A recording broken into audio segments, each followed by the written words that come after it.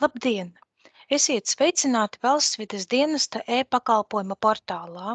Šis video jums sniegs papildus informāciju ērtākai e-pakalpojuma lietošanai, kas kvalitatīvāk ļaus jums sagatavot un iesniegt iesniegumu speciālās atļaujas licences darbībām ar ozona slāni noardošām vielām vai fluorētām siltumnīca efekta gāzēm saņemšanai vai attiecīgi veikt grozījumus jau spēkā esošajā licencē. Lai izveidotu jaunu iesniegumu licences vai attiecīgi licences grozījumiem, kreisajā pusē ir jāizvēlas sadaļa Iesniegumi licenču darbībām ar augstumu aģentiem saņemšanai un grozījumu veikšanai un jānospiež poga Jauns iesniegums. Ja jūs vēlaties saņemt jaunu licenci, nepieciešams norādīt iesnieguma iesniegšanas iemeslu, proti licences saņemšana. Atgādinu, ka iesniegums aizpildāms gadījumā, ja nav spēkā esošas licences, proti to plānot saņemt pirmo reizi vai atkārtoti, ja iepriekšējās licences derīguma termiņš ir beidzies vai arī drīzumā tas beigsies. Nepieciešams norādīt paredzētās darbības veidu, līdz ar to ir iespēja atzīmēt vairākas darbības. Ja izvēlas sadaļu, kas attiecas uz stacionāru saldēšanas iekārtu, gaisa kondicionēšanas un siltumsūkņa iekārtu, uzstādīšanu, remontu, tehnisko apkalpi vai demontāžu, ir nepieciešams norādīt maksimālo augstumu nesēja daudzumu. Ja jūs izvēlaties darbību, kas attiecas uz stacionāru ugunsdzēsības sistēmu uzstādīšanu, remontu vai apkopi, ir nepieciešams atzīmēt ķeksīti.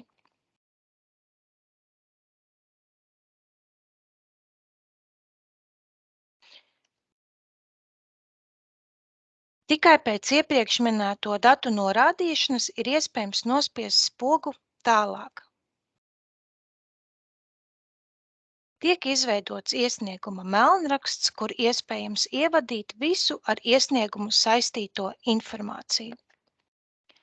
Ir jānorāda informācija par certificētajiem speciālistiem. Obligāti ir jābūt norādītai vismaz vienai personai, bet pēc būtības šajā sadaļā ir jānorāda informācija par visām certificētajām personām, kas faktiski veic darbības.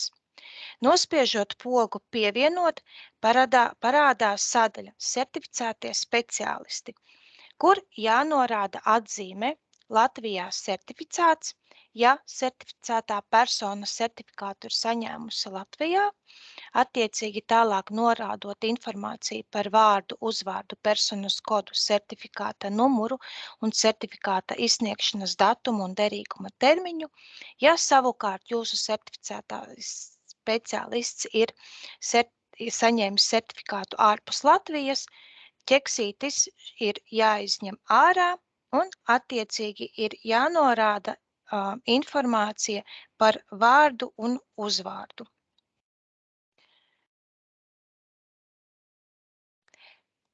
Pēc visas informācijas ievadīšanas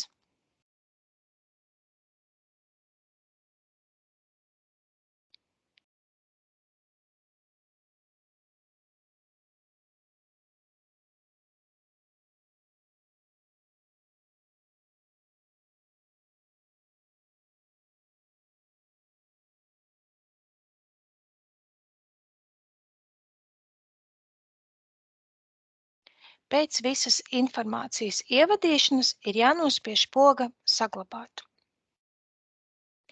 Ievadītās vērtības var labot un dzēst, kā arī pievienot neierobežotu skaitu informācijas par certificētajiem speciālistiem, un to var darīt līdz brīdim, kad iesniegums ir saglabāts un iesniegts.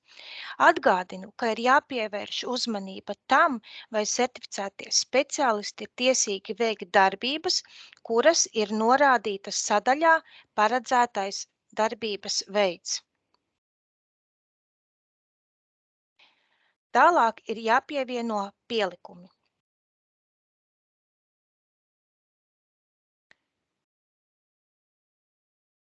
Un jāpiespiež poga pievienot pielikumus.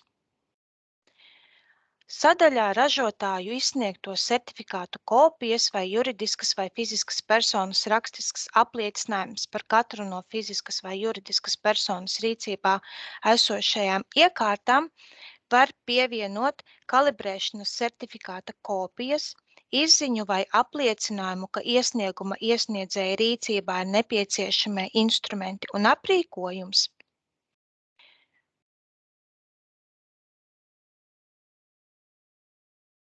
Sadaļā nodarbināto certificēto speciālistu certifikāta kopijas ir nepieciešams pievienot attiecīgi šo certificēto speciālistu kopijas, spiežot pogu pievienot pielikumus un var attiecīgi izvēlēties dokumentu, kuru jūs vēlaties pievienot un jānospiež poga saglabāt.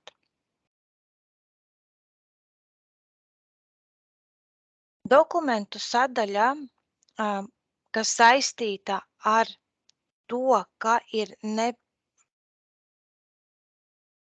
Sadaļā dokumenta kopijas, kas apliecina, ka certificētā persona ir pieņemta darbā par speciālistu minēto darbību veikšanai, nepieciešams pievienot,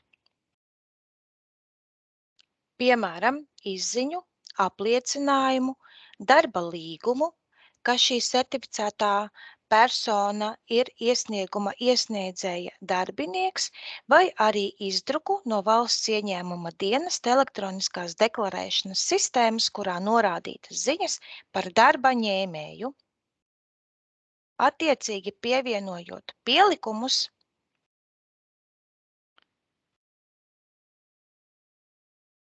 sadaļā Citi pielikumi varat pievienot informāciju, kas varētu būt saistīta vai kas var būt noderīga iesnieguma izskatīšanas laikā.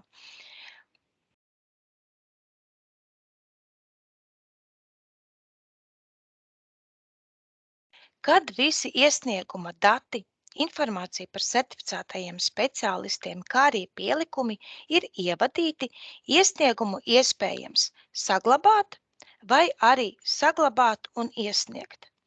Darbība saglabāt nodrošina ievadīto datu saglabāšanu.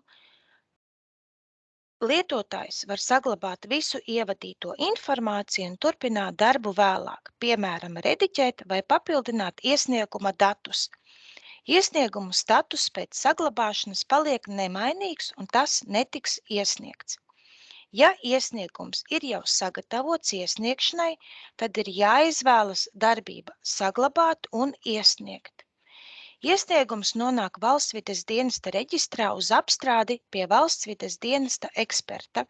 Pēc iesnieguma iesniegšanas iesniegums kļūst tikai lasāms. To var apskatīt un nepieciešams gadījumā kopēt, bet rediģēt vairs nav iespējams.